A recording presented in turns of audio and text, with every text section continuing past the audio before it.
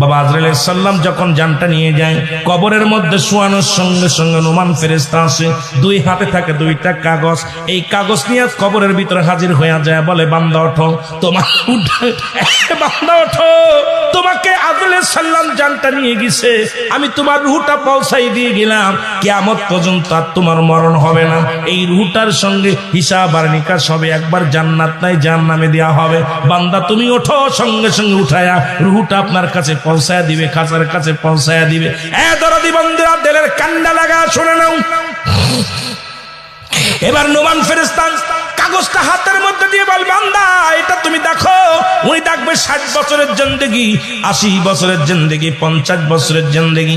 আপনি কত রাকাত নামাজ পড়েছেন, কতটা মিথ্যা কথা, কতটা ভালো কথা করেছেন, কয়টা কোরআন হাদিস শুনেছেন, কত জায়গা কালেমা পড়েছেন, কত জায়গা জিকির করেছেন, কত জায়গা দান খয়রাত করেছেন, সবকিছু এই কাগজটার মধ্যে।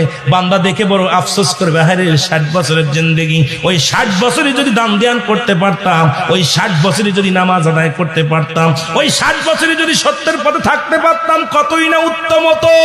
তবু আনন্দ লাগবে। আল্লাহ, এ মুসলমান শুনে নাও, ওই প্রশ্নপত্র লিখতে যান যখন পরীক্ষার খাতায়, ওই প্রশ্নটা একবার দুইবার পড়া থাকলে বড় আফসোস করে, হারে এখন লিখতে পারতাম যদি আর একবার পড়তাম।